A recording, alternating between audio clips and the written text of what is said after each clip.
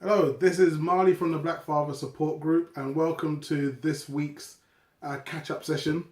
It might look a little bit different because this time I have the help of my wonderful camera woman, my daughter Naya. She's there operating the camera for me, so thank you very much. So it's taken me a bit longer than usual to do a video.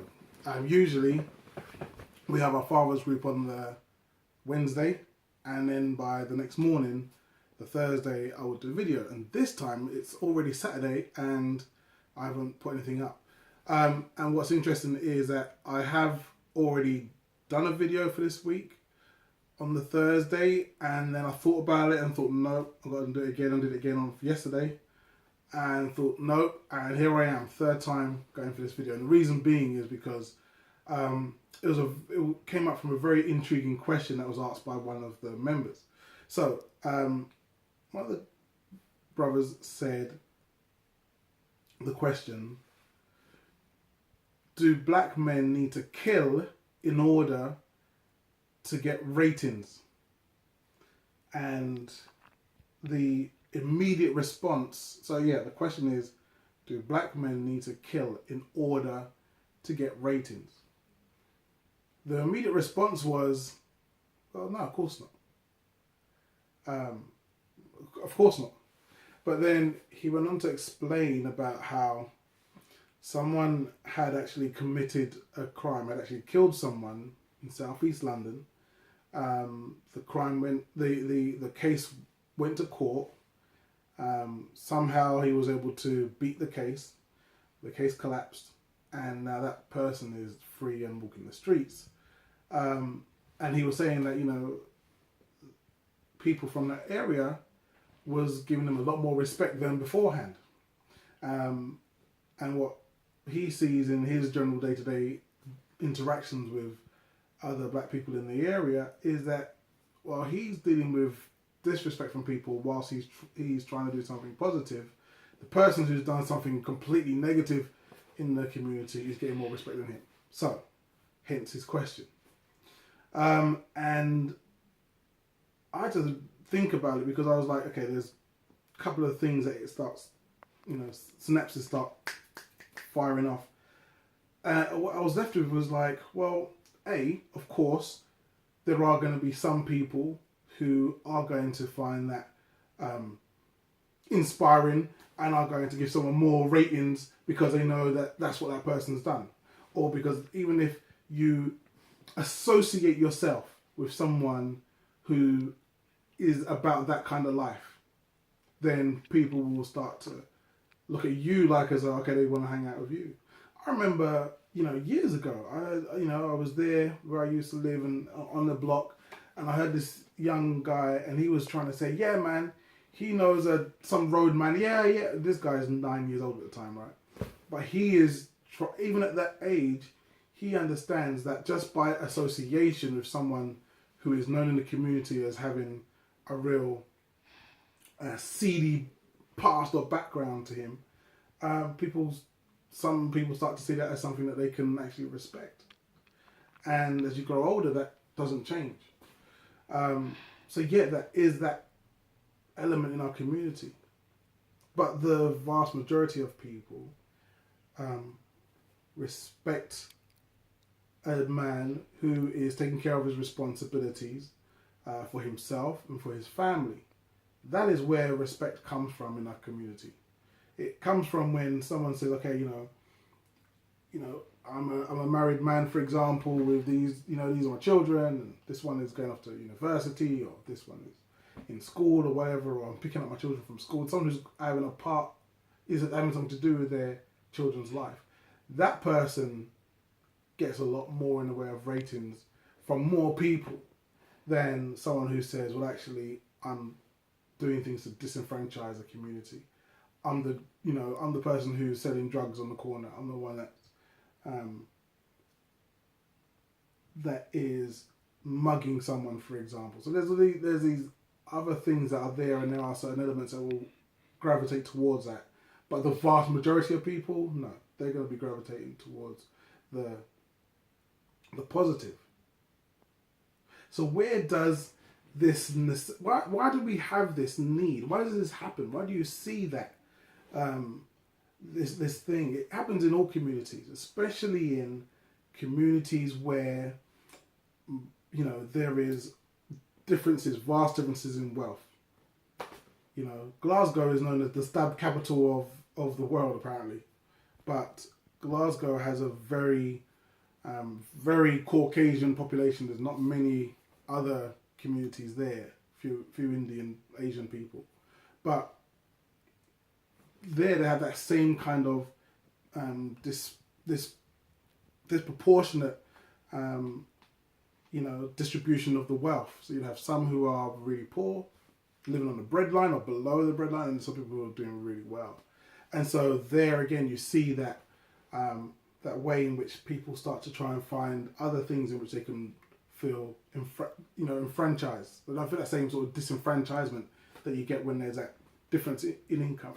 You see it in the favelas of Brazil, you see it in the slums of India and in Kenya, and you see it in black communities in London as well. Because again, you have that same disenfranchisement in the economy. This isn't the guy did ask if this is a black thing. It's not a black thing. This thing is a financial thing, and you'll keep seeing it time and time again where there is that way in which people maldistribute the finances from one place to another place. You'll keep seeing it over and over and over again. Right.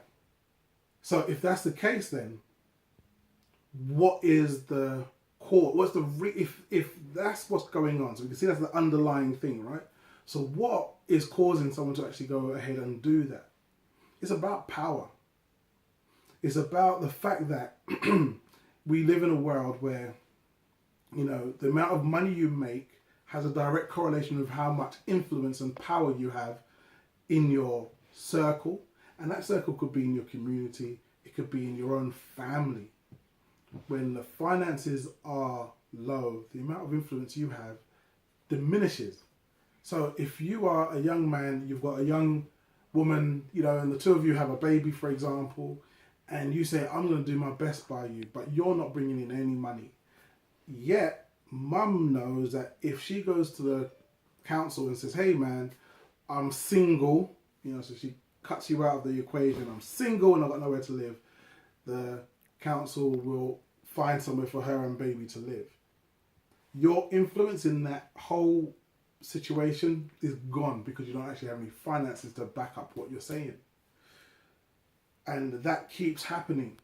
You find that you'll get fights happening, that crab in the barrel mentality happening. People are willing to go and mug, rob, stab, shoot, kill, injure each other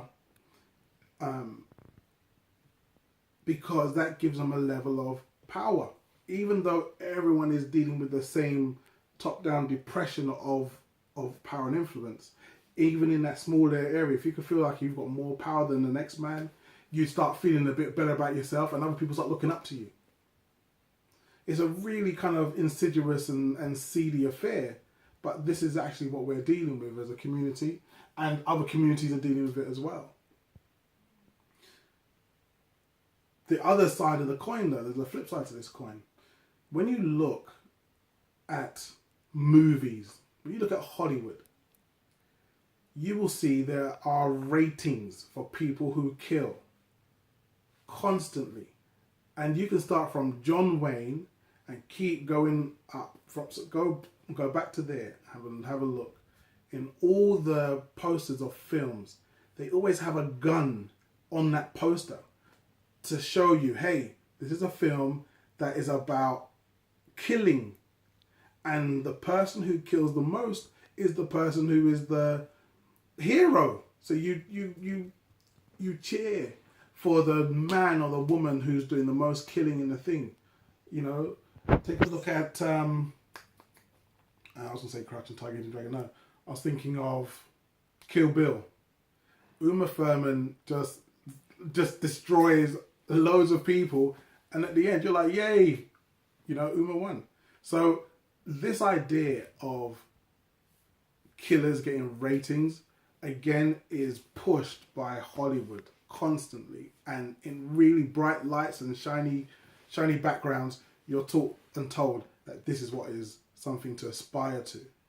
So if you've got that going on, if you've got in our politics, you know, David Cameron a few months ago was saying to his cabinet ministers, hey, we need to go to war, we need to bomb Syria because Assad, and this is the same for America as well, okay? So I'm not speaking about the UK, but the Americans were using the same reasonings.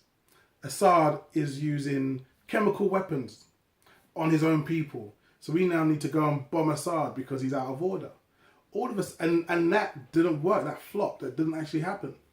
So all of a sudden now, you have ISIS arrives in Syria. And, you know, we conveniently forget that ISIS is driving around in trucks that they bought from the US and, you know, firing missiles that they bought in the UK. But they're now in Syria. We've now got to help Assad and bomb Syria for ISIS.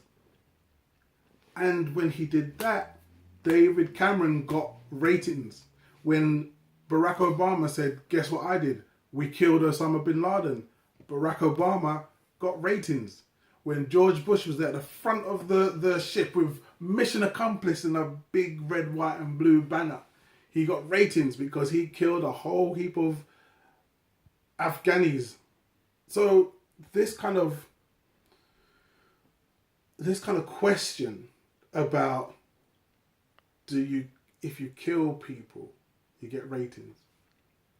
It's a deep question. You could look at it at the time, looking at it just on the surface. But as I was thinking about it more and also doing this video, more things started coming up. And one last thing I want to say about this whole subject. When you look at our community trying to deal with the system of white supremacy, we have tried praying about it, we've tried marching about it, we've tried signing up a change.org petition about it. We have tried those things and they never work. There's not one instance that you can provide me with where you can say, yes, a petition happened here and there we saw a direct result. It's always been when you have either money or violence, except for, I'd say, the Stephen Lawrence inquiry, where, you know, it's taken 20 years of a lot of people having to deal with going to courts and going back and forth with courts in order to get, you know, a report done about the Macpherson report and prove that, yeah, the police are institutionally racist. But beyond that, it takes either money or violence before you start seeing a change. We saw that in the Brixton uprisings in the 80s. We saw it again just recently when Mark Duggan was killed. It was the response, the violent response, that actually had people now start questioning. But when you have, you know, protests by, say, Muslim people who are speaking about the fact that they do not condone the killings that have happened in Paris, it doesn't get mentioned it doesn't get mentioned by the media. No one cares. When black people 2 years in a row on the 1st of August do a march, big march, going from South London into Westminster to say, hey, we want reparations. It was peaceful. No one hears about it. It doesn't get mentioned. So it's only when you have those other elements, either financial backing or violence backing it, does anyone actually take any interest. So in answer to that brother's question, I would say that actually, yeah, violence actually does get ratings. We see it in our politicians, we see it in our entertainment, we see it in the way that things get changed in our world. If there was no violence in America, there would have been no United States of America. It would still be a colony of Britain. If there was no violence, there'll be no Wales, there'll be no Scotland, there'll be no United Kingdom, there'll be no, you know, this whole idea of colonialism, where Britain and Germany and France just decimated the Africas. All of that happened through violence. And only when it was the slave uprisings did that thing start to fall back because they realised they couldn't continue to contain people that way. So I would say, in answer to that question, does violence get ratings, or do you only get ratings when you're violent? Unfortunately, thanks to the world that we live in, created by these white supremacists, yes, it does. This is Marley from the Black Father Support Group. Thank you very much for listening, and I'll speak to you next week. Peace.